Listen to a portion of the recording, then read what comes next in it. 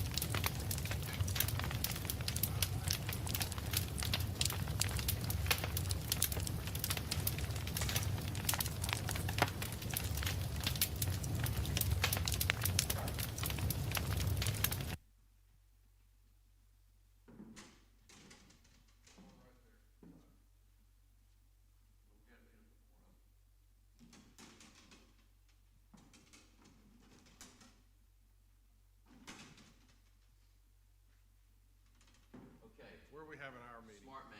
Right. I'm not trying to carry anything. You sit down here. Huh? Are we gonna have executive session in here? Yes. Yes.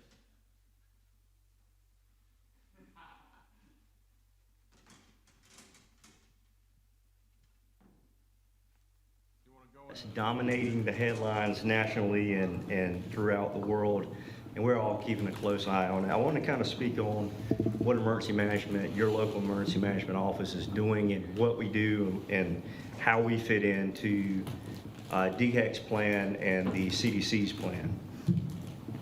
Currently, everyone wants answers to questions that we don't have the answers to, and we're just as interested in that information as you are.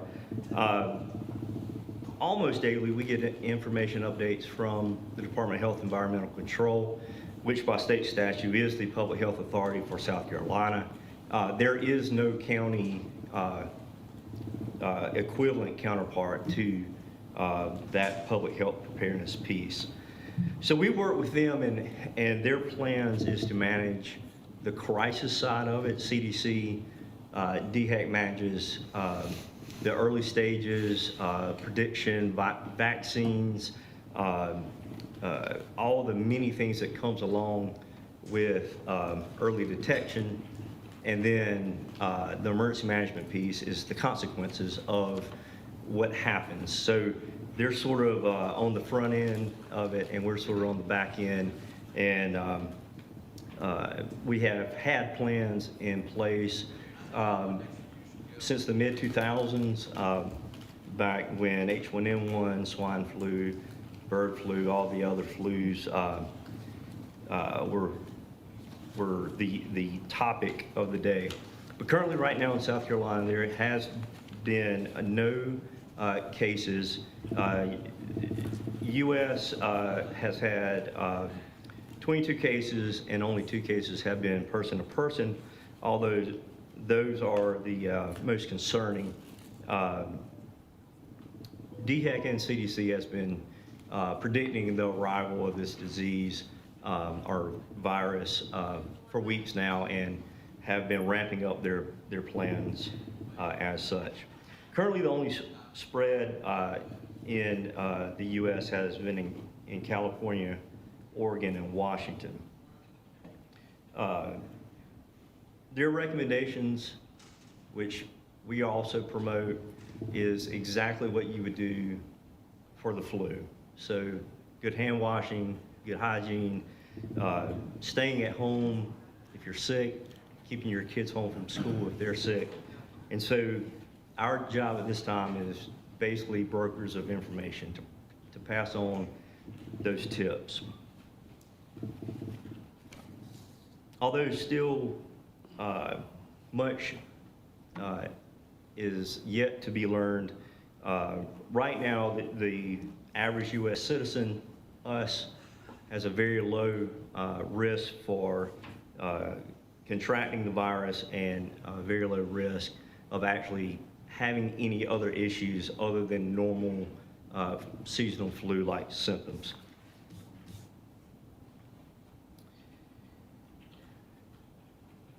There are plans in place locally for medical surge issues. Our hospital and hospitals in the area work with the South Carolina and North Carolina public health preparedness programs to identify beds in which may be needed, and this is not unusual.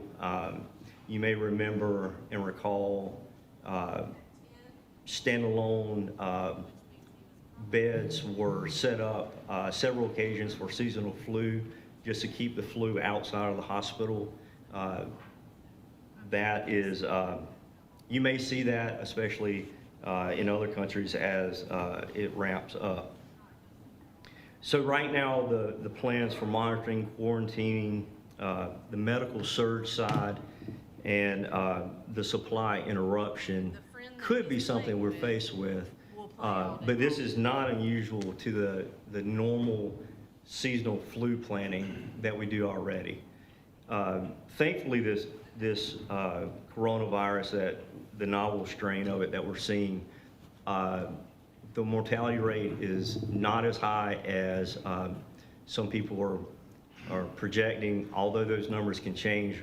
Right now, we think it's very much controlled, and the plans that have been in place for a long time are well funded and well practiced.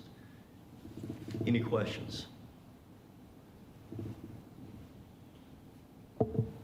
I think we're good. All right. Thank you for the Thank update.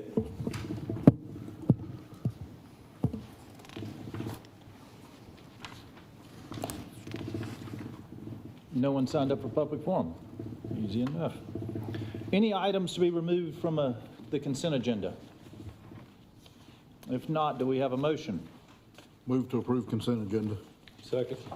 Any discussion? All those in favor say aye. Aye. All opposed? Hearing none, motion passes. Public hearings.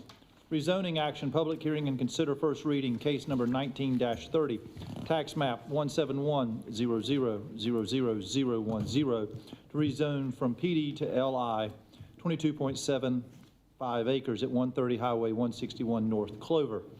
Is there anyone here against?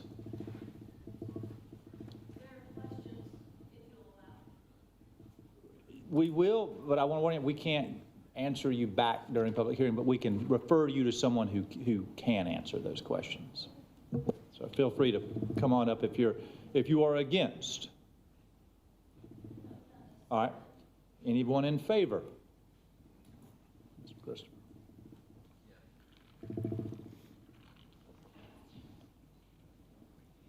I'm the applicant. Yes.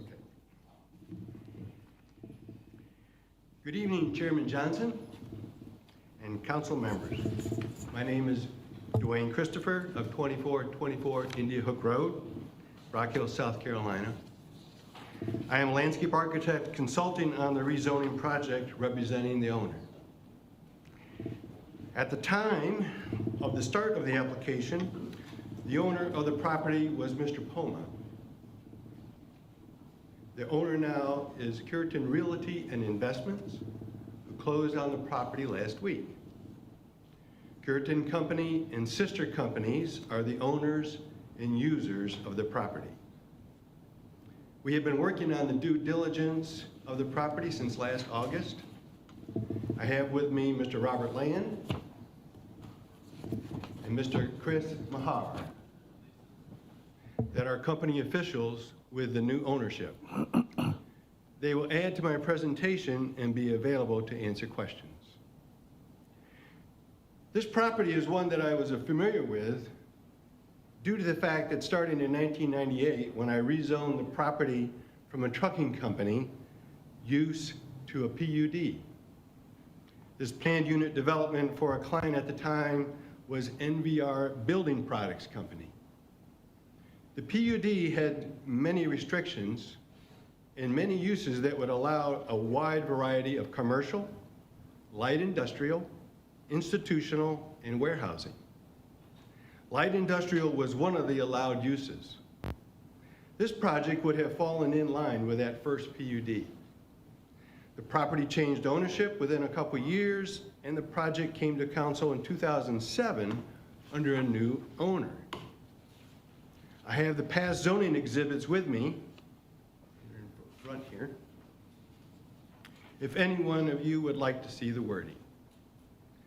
Since 2007, the property has had limited use that is productive to the owner and to the community. The property has been collecting unwanted visitors with vandalism stripping the buildings of valuable metal. 3 acres on the east side was sold in July of 2017 to Bethany Santiago Volunteer Fire Department. Their facility is now under construction. With the sale of this 3-acre parcel from the original 26 acres, the PD zoning became technically and legally null and void and has been in limbo since that time. There were several interested parties that have looked at the property, but because of the significant investment to the building, as well as the rezoning the property, no party moved forward until now. So with that small amount of history, we come to the new owner, and what are the plans with a rezoning to light industrial again from the existing PD? The new owner has a specific company for the property. The company is Carolina Traffic Devices, and along with Curitan Company, has operations in Kings Mountain, Charlotte, North Carolina, and Atlanta, Georgia. The large structure on the site